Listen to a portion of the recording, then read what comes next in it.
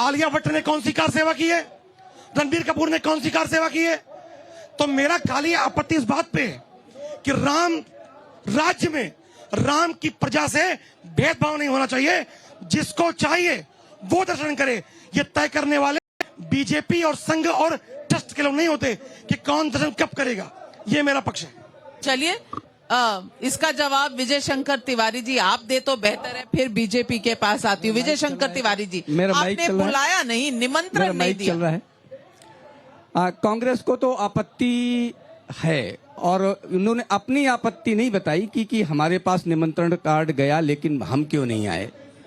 कैसे कैसे प्रश्न खड़ा करते हैं, कहते हैं कि वो मंदिर जो है वो 300 मीटर दूर बन रहा है। यानी दुनिया को पता है कि वो जो गर्भगृह है, जो भगवान श्री रामलला को सुप्रीम कोर्ट ने जमीन देकर कहा इसमें आप अपना भव्य मंदिर बनाइए, उसी स्थान पर भव्य मंदिर बन रहा है।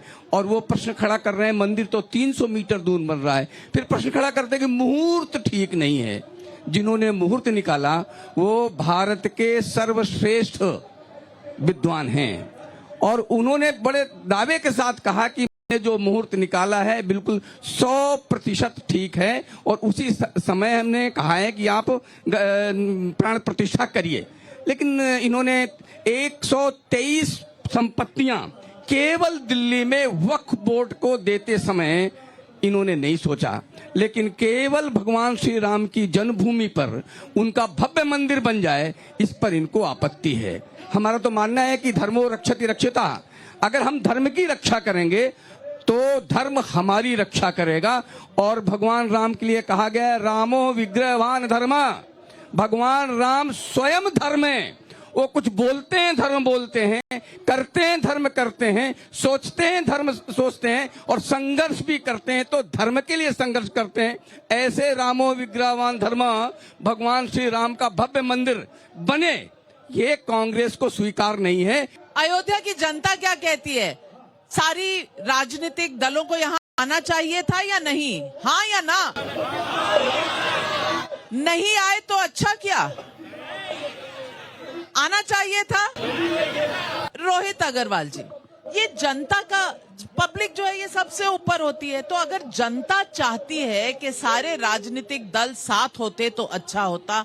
निमंत्रण भी सबको गया था लेकिन फिर भी नहीं। ये कहीं छोटी राजनीति है या फिर अपने आप को सेक्युलर बताने के चक्कर में एक बार फिर हिंदुओं के साथ, हिंदुओं की आस्था के साथ कहीं ना कहीं कोई खिलवाड़ है? जय श्री राम। मुझे लगता है नाविका जी आप इतना तो मानती होंगी कि हमें ये समझ में आता है कि 80 बड़ा होता है कि 20। और उसके बाद अगर आप ये कहती हैं कि हम सेक्युलर राजनीति कर रहे हैं तो ये तो हमारा संविधान कहता है कि हमें सेक्युलर राजनीति करनी चाहिए और हर किसी को सेक्युलर राजनीति करनी चाहिए, क्योंकि हमारे देश के अंदर उतना ही सम्मान हिंदू का होना चाहिए जितना मुसलमान का होना चाहिए। खैर, हिंदू और भक्त के बीच में हमें बिचौलियों की जरूरत नहीं है। हम निर्णय लेंगे कि हमें कब दर्शन करने हैं।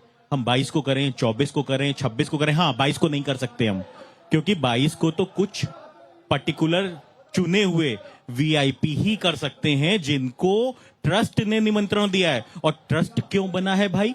मंदिर निर्माण के लिए बनाया था ना सुप्रीम कोर्ट ने, कि पूजा कैसे होगी, निमंत्रण किसको दिया जाएगा प्राण प्रतिष्ठा में, इसके लिए बनाया था। आज ट्रस्ट क्या कर रहा है? निर्मोही अखाड़ा जिसने 190 साल वहां पे मुकदमा लड़ा, आज उसका अता पता ही नहीं है। वीएचपी वाले कहते हैं मंदिर तो हमने बनाया।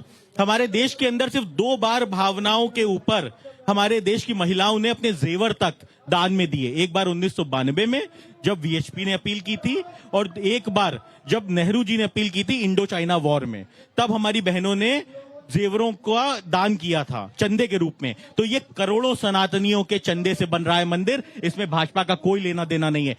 शायद 22 तारीख को दूर रह के मनीष शुक्ला जी बीजेपी को श्रेय ये खुद ब खुद अपने आप ही दे रहे हैं। देखिए नाविका जी, इस समय अगर आप अयोध्या में प्रवेश करिए तो मन आह्लादित हो जाता है, प्रसन्नता से झूम उठता है। और हमको लगता है कि जब प्रभु राम रावण का वध करके यहाँ आए थे, जब दीपावली मनाई गई थी, तो कुछ ऐसा ही वातावरण रहा होगा। तभी बाबा तुलसीदास ने लिखा कि सुमन वृष्ट नभ संकुल भवन, चले सुखकंद, चढ़ी अटारिन देखी नगर नारी नर वृंद। देखिए नाविका जी, अभी आपने सवाल पूछा तो सवाल के जवाब में इन्होंने तमाम चीजें घुमाई। आपने पूछा कि 22 को क्यों नहीं आ रहे हैं। भाई, प्रभु राम का दर्शन 22 को ही नहीं शुरू होने वाला है। 1949 22 23 दिसंबर की रात जब प्रभु राम प्रकट हुए, तब से दर्शन पूजन चल रहा है। क्या नेहरू जी दर्शन करने आए थे कभी? इंदिरा जी आई? राजीव गांधी कभी कदम रखे? सोनिया जी, राहुल गांधी, प्रियंका वाड्रा कभी आई? और नाविका जी, मुझे इस बात की कतई गलतफहमी नहीं है। 22 नहीं, आज से 100 वर्ष बाद कोई तिथि रख दी जाए तो ये घमंडिया दल के लोग तब भी किंतु परंतु करेंगे। ये मैं ऐसे नहीं कह रहा हूं, मैं ये ऐसे नहीं कह रहा हूं। 1528 में जिस बाबरी सोच ने, जिस मुगलिया सोच ने प्रभु राम के मंदिर को तोड़ा था, आजादी के बाद कांग्रेस के अगर क्रियाकलापों को देखें तो उन्होंने केवल रोड़े नहीं अटकाए, मंदिर न बने, दर्शन न हो, इसके लिए षड्यंत्र किया, बकायदा षड्यंत्र किया। 22-23 की बात कर रहे थे रोहित अग्रवाल, कह रहे थे जब प्रभु राम प्रकट हुए तो भाजपा का ब था? नहीं था। लेकिन जब प्रकट हुए तो सबसे ज्यादा दुखी कौन हुए? दिल्ली में बैठे नेहरू जी हुए। के नायर यहाँ जिलाधीश थे, जिला के मजिस्ट्रेट थे।